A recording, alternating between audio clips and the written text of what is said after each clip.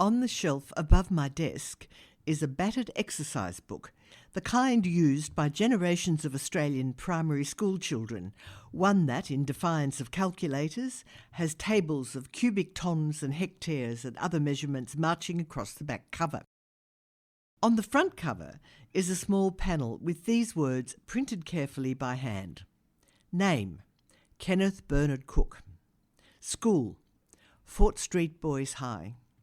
Age: 56 3/4.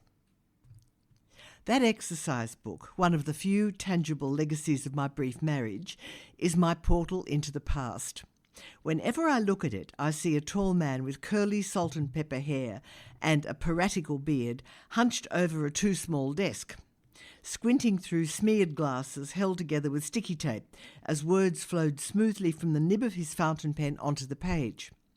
A glass of Victoria bitter or whiskey and a cigarette always stood ready whenever inspiration failed, which it rarely did, though the glass was always emptied. If he couldn't think of a word for a minute or two, he would scribble. He often drew long, strange animals with droopy tails, whiskers and lolling tongues, and crosses for eyes. Once I asked him why he kept drawing pictures of rats. He explained rather huffily that they were not rats, but ferrets, and he just liked drawing them, that was all. But there were often times when numbers, not words, flowed from his fluent pen. Several pages of that exercise book display columns of figures and percentages, all related to money, income and expenditure. In the time we were together, and thereafter, these calculations had a greater influence on our shared life than any words he wrote. Welcome to the Good Reading Magazine podcast, sponsored by Pantera Press. Good Reading is a monthly magazine dedicated to books and reading and aims to help readers discover their next favourite book. You can find out more about the books discussed on today's podcast at goodreadingmagazine.com.au. Hi and welcome to the Good Reading podcast. Angus Dalton here with you. You just heard Jacqueline Kent reading from her new memoir, Beyond Words, A Year with Kenneth Cook, which details her relationship with the author of the Australian classic thriller, Wake in Fright. Jacqueline has worked as a journalist, broadcaster and book editor, and is the author of several books, including The Making of Julia Gillard. Jacqueline, thanks so much for joining us to chat about Beyond Words. Oh, thanks, Angus. So, we just heard you reading that passage about Kenneth Cook's exercise book. Why did you choose to use that object to introduce your readers to him? Well, I've always liked that bit about age 56 3/4. That's really basically why. But also the ferrets. The thing about it was that the ferrets were actually the logo of a newspaper of the time, which was called Nation Review. And he liked it and always thought that the ferrets said something about, I don't know, about existence or something or other, I'm not sure. For the uninitiated, how would you describe Kenneth's classic novel, Wake in Fright? Yes, it's a good question, isn't it? It was the second novel he wrote. The first one he wrote didn't go anywhere. It was actually pulped because he got too close to a court case that he was covering as a journalist. Wake in Fright really is the story of a young school teacher called John Grant who, for various complicated reasons, finds himself stranded in an outback town called Bundan-Yabba, which is based on Broken Hill, sort of, but it's any huge outback town. And it really describes, in a weekend, his slow decline, which is fueled by alcohol and guns and a couple of very strange people.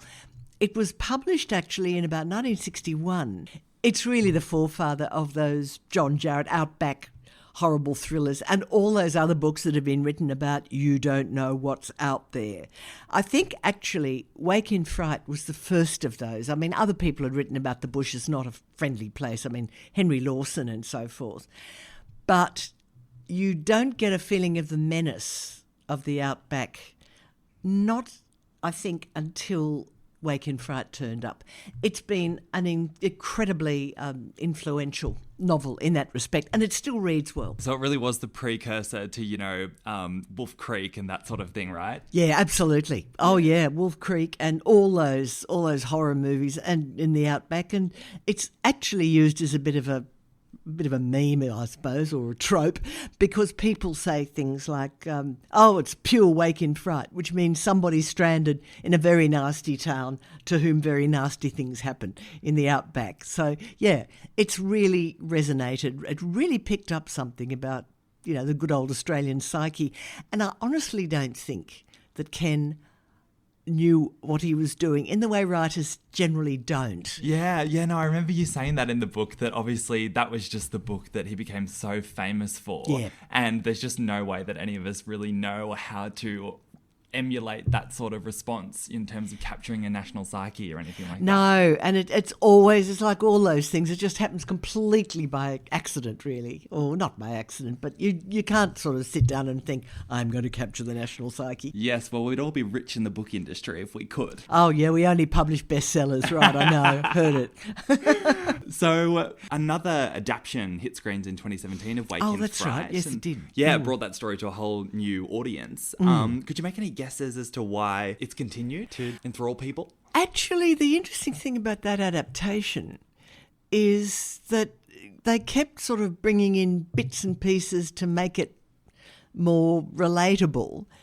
But if you look at the movie, there was a movie made in 1971, which is around.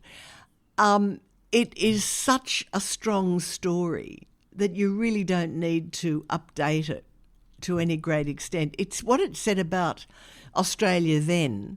It's still true. There are still towns with people who say this is the greatest little place in the world. There are still people who, drink too much, shoot kangaroos, all that stuff. And what made it interesting, I think, was that the main character, John Grant, was a city character, and he was looking at this from the point of view of a total outsider, and most Australians are urban Australians. And so I think that was a very important element in the book too. So where were you at in life when you met Kenneth Cook? Well, where was I? Well, advancing youth, I suppose, rapidly approaching middle age. No, I was actually in my 30s, and I'd known about him for a little while because everybody knew about him. And mainly because of what he'd written, but also because he was a bit of a wild man.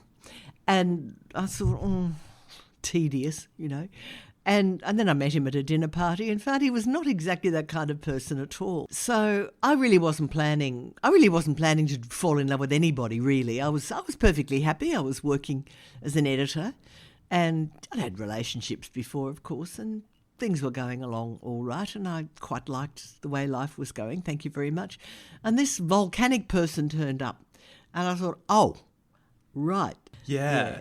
So you initially met him at like a small dinner party, and then it was a few years later that you ended up editing a short story collection of his? It was about a year later. A year later, yes. Yeah. Oh, yeah, that was hilarious. I thought, okay, well, he actually, in between that, he'd met me at the dinner party and decided he quite liked me, so he kept ringing me up and asking me out.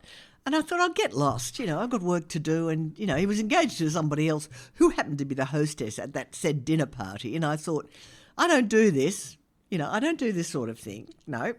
And so I sort of told him to go away, and he did, which annoyed me slightly, but he did.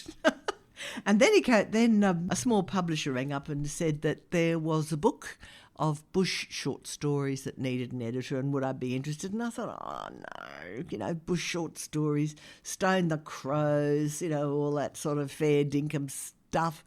And I thought, nah. And then she said, they're written by Kenneth Cook. Have you heard of him? And I thought, that's interesting. So I said, oh, all right then. So, send it over. So I did. And the next thing I knew, Ken was on the phone, and he started off saying, Miss Kent, in that voice, Miss Kent, I have to tell you that I'm very particular about the words I use. It's very cultivated, voice on its best behaviour, and I would like to tell you, Miss Kent, that I don't like to use lots of different words to describe how people say things. I don't like adverbs. Don't say he said squeamishly or crossly or politely or anything. Just say he said. Is that clear? And I thought, oh, for goodness sake. So I said, all right, Mr. Cook, and would you like me to put hyphens between the syllables of the hard words as well? And there was this pause, and I thought, oh, good, I've got him. And then he said, I think we should have lunch. So we did, and that was that.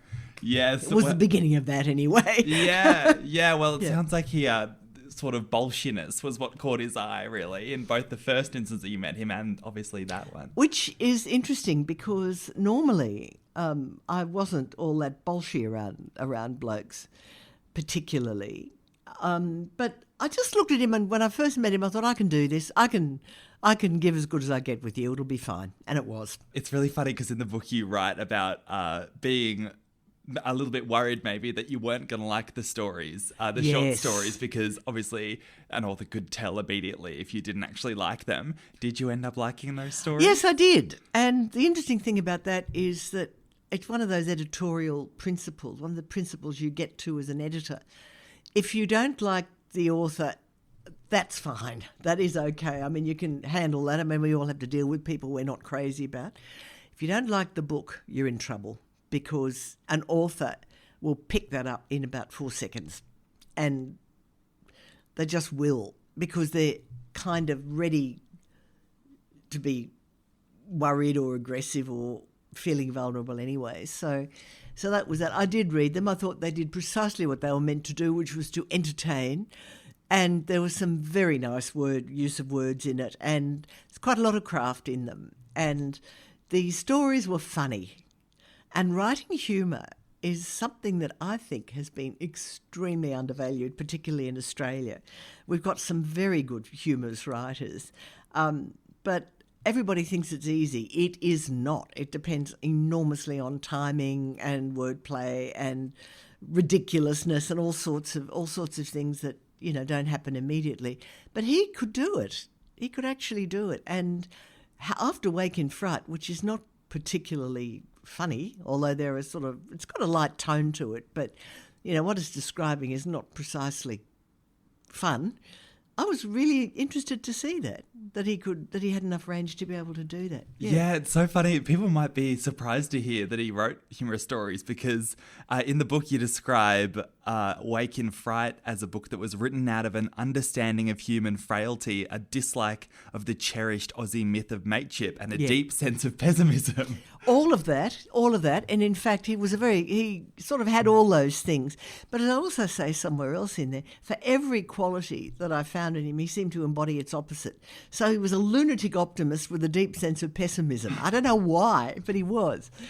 Yeah, you really do get an idea of him as just a man of many, many paradoxes. Yeah, I never really got to the end of him in terms of that. He could be crass, and I mean totally insensitive to people. And other times he was somebody, if anybody was in hospital or ill, he was there. He was absolutely wonderful about that. And he didn't like emotion, but he did once say to me, cry if you need to, sweetheart. You have things to cry about. And I've never forgotten that either. That's wonderful. And he smoked and drank and ate healthily. I mean, as if that was going to make much difference. But, it was just, you never knew what you were going to get. And that's what made it interesting. And I really do think that not being bored is worth a great deal. So, you said before you used this description of Kenneth Cook's arrival in your life as volcanic. Why do you use that description? Well, basically because he just turned up and said, oh, well, we're going to do this and we're going to do that. And I thought, no, we're not. So I pushed back, and he actually introduced me to a lot of things, including a few things that I would rather not have been introduced to, but there you go. But he had you see, the thing was that I was living by myself, and I had a family of my own, but I wasn't close to them. Ken was incredibly close to his 4 children, all of whom were nearly as old as me. And that was something to get. That was an adjustment for all of us, except Ken, who sort of thought everything was perfectly all right. But they were very wary about me. I don't blame them either, and I was extremely wary about them. And I thought, well, do I really want to be part of these people's lives? And they thought, do I really need to know this woman? So there was that bit of adjusting to do.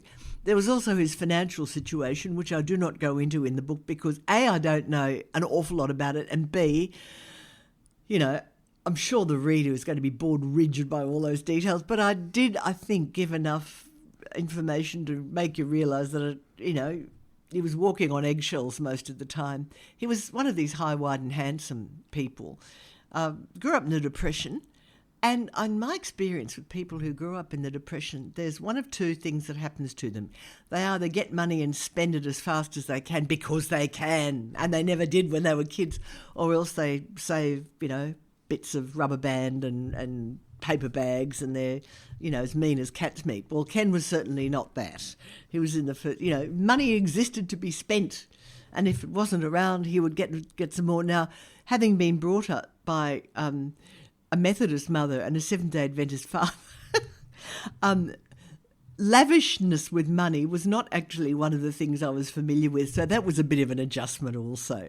So you were married and you used to go on quite a few sort of bush road trips, right? Kind of little ones, baby ones, little tiny ones, on tarmac all the way. Getting married wasn't my idea, actually. I thought, but he wanted to, because I think he wanted to make some kind of grand romantic statement. Yeah, he was Irish, hugely romantic, and so that was nice, actually. That was great. But no, we went to trips down to places like the Southern Highlands and around the mountains and things. He was always, and the other thing, getting back to this different characters thing, if he was settled, he'd sort of long for domesticity and all that. As soon as we were settled, let's go. It was just one of those paradoxical things. Yeah. So how long were you married for? We were married actually for 3.5 months. And it came to a very difficult end. And that was the bit of the book I wrote first, actually. The reason, the way Ken and the marriage ended. What actually drove you or made you want to write this memoir at all? It's a good question. It took a while to get over the whole sequence, not just the way it ended, but the fact that, life had gone off in one direction. I mean, anyone who's been in a similar situation will tell you this, that you're off in one direction and it's with one person and that person's no longer there. Well, you think, okay, now what? And so having to think about that and what I wanted to do, and in terms of my own life, with Ken no longer there, as I say, it took a while, but the thing about it was that I thought I tend to want to write things down to make sense of them. And so I couldn't write Ken down for a long time, because it was not just too raw, which it was, but that fades. That didn't stick around all that long, really, a couple of years, I think. But I thought, am I going to be encased in this for the rest of my life? No, I'm not. So I started trying to write about it then. And then life got busy again, and I wrote a lot more books and so on and so forth. And Ken became a kind of a benign spirit at the back of my head, if you like, and I just, things that happened, and I'd kind of know that I was catching his eye, which was, oh, really? Did that really happen? And all of that. And I did, after a while, I thought, I want to put that into words because it's a good story. He is a fabulous character. And, oh gosh, you'd hate hearing that. But I mean, but he is. He's a very interesting person. And I thought, well, how on earth am I going to do this? I started trying to write it as a novel.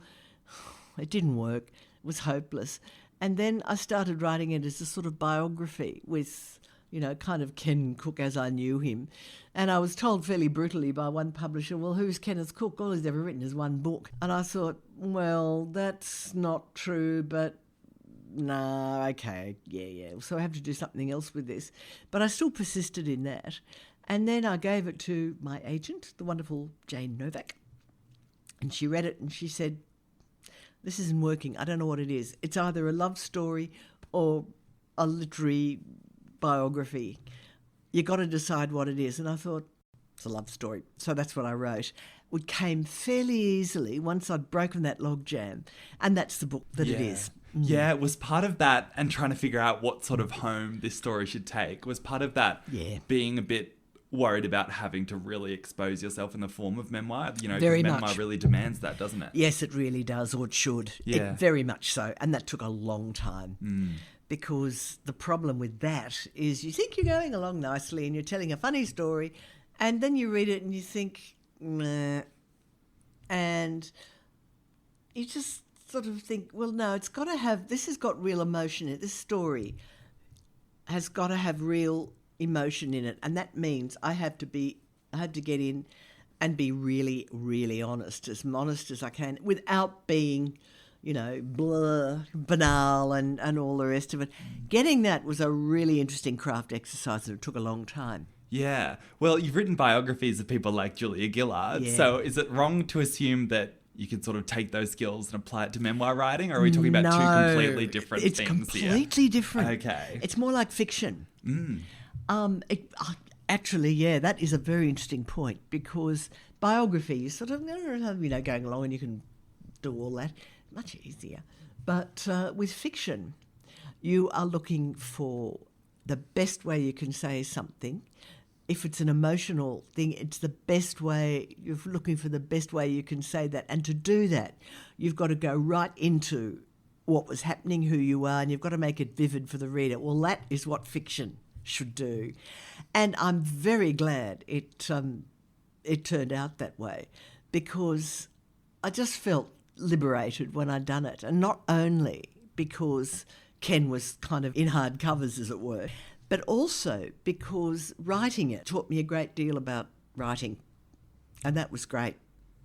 By the way, I should add, without sort of making it too, I don't want this to sound too earnest, but it's short. It has lots of jokes in it. And it isn't inspirational. So there you go. A nice disclaimer. It's funny that publishers said, oh, you know, who's Kenneth Cook? He's only written one thing. But of course, that's not true. Are there any pieces of writing by him that you think are overlooked? There are several, I think. Mostly his novels. He wrote one called The Man Underground, which is set in Coobapedy, and it's skullduggery in an opal mining town. And it's got something of the same feeling as Wake in Fright. It's better written, actually, I think. But it's got, if that had come first, I think that might have overshadowed, but it didn't, and it was written about 15 years later. There's that. There's one called Tuna, which is about a man. It's based on The Old Man and the Sea by Ernest Hemingway, and it's set in Port Lincoln, South Australia. He's very, very good at settings outside. He wrote a couple of books about the city, and they don't work, but he's very, very good at taking the measure of a place and making it live on the page. Something else that people might learn or be surprised to learn about Kenneth Cook is the fact that he opened a butterfly farm, an animal park. I couldn't believe that. I know. I just thought he was this large, shambling person.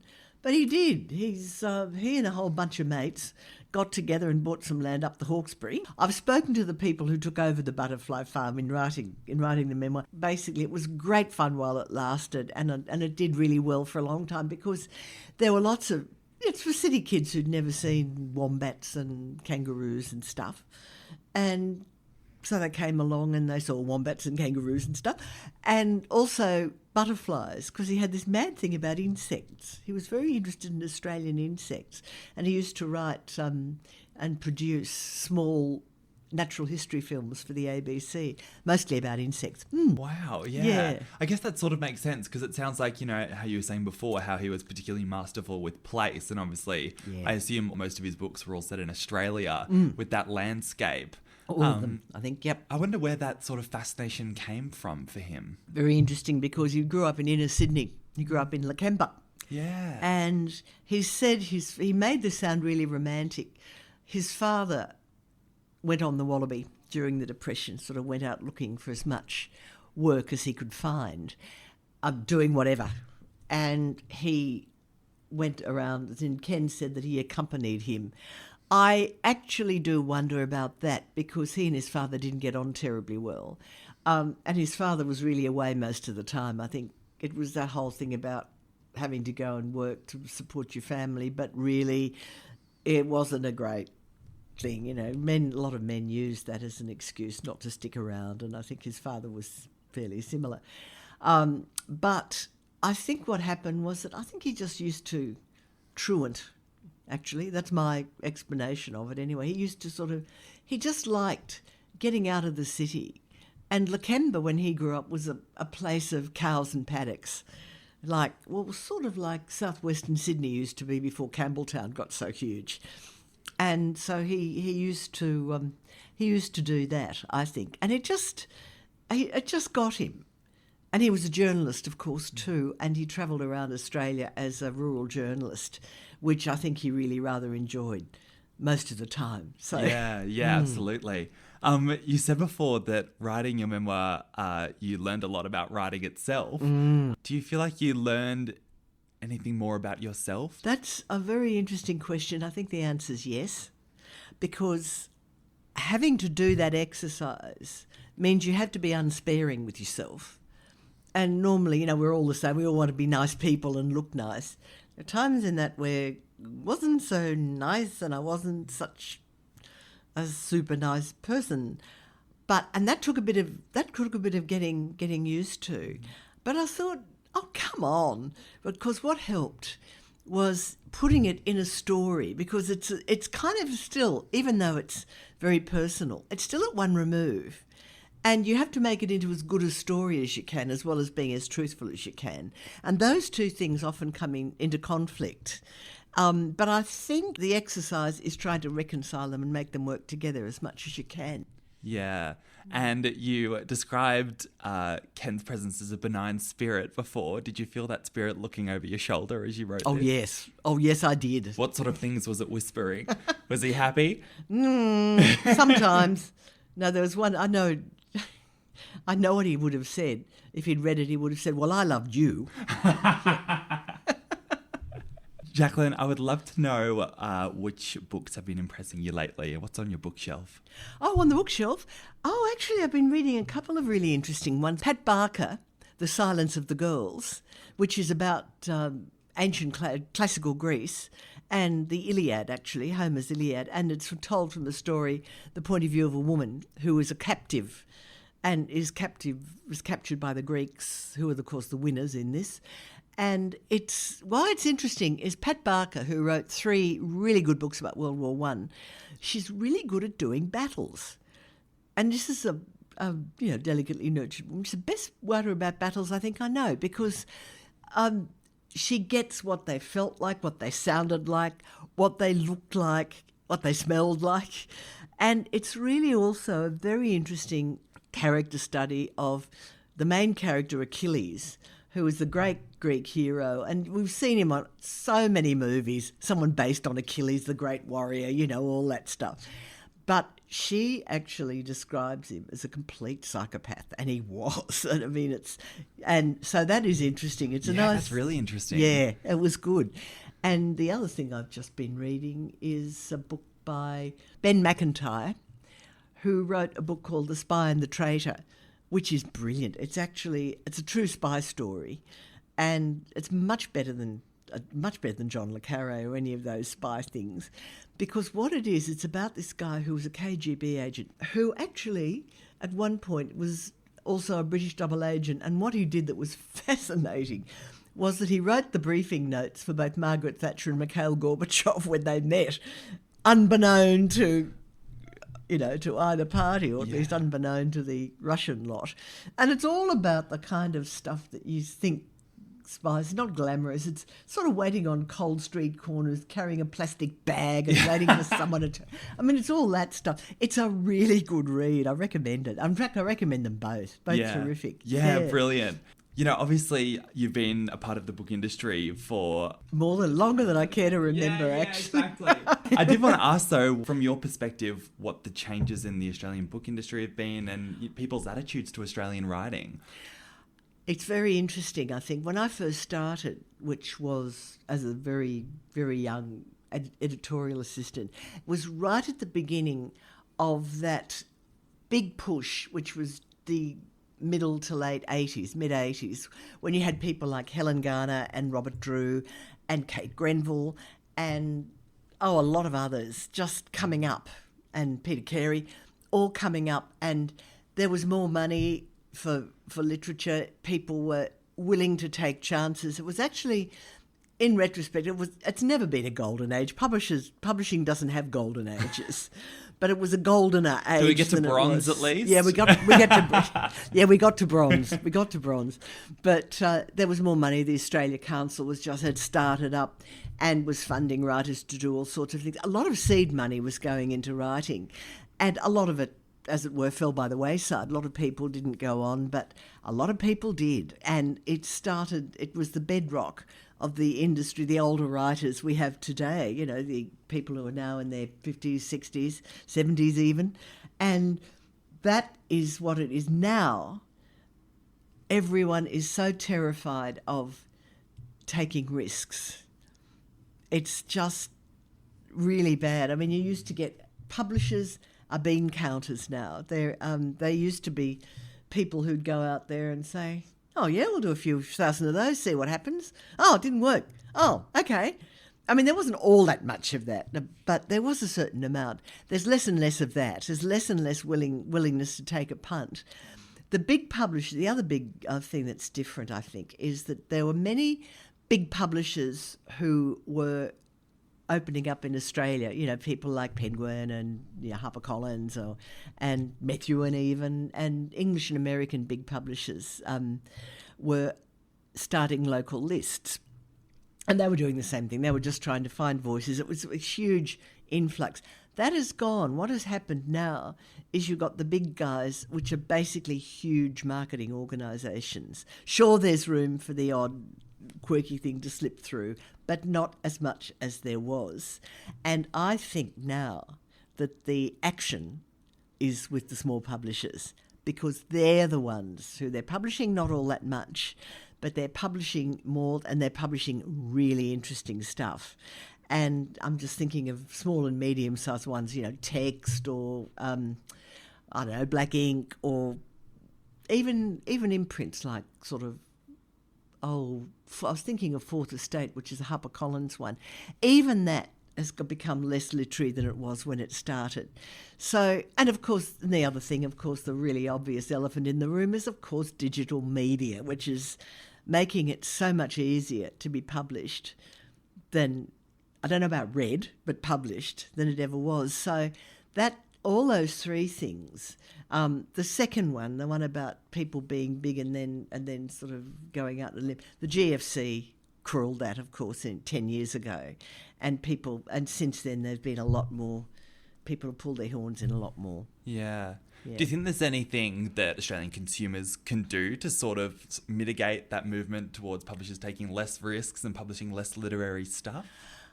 I think what they could do is, well, there's good old crowdfunding, which I think is a terrific idea. I love that. It's if you've got a book that you absolutely love, the problem with the whole deal, getting it together and doing it, it's marketing that's the problem, and that's where the money lies, and that's where the money may or may not be being spent. Usually, is not being marketed as much as it was because the other thing is that people are publishing more and more. Having said that, there's less literary stuff. There's more stuff out there, and people are sort of pulling back on staff. People are insanely overworked, and everyone's running twice as hard as to stay in the same place. Really, You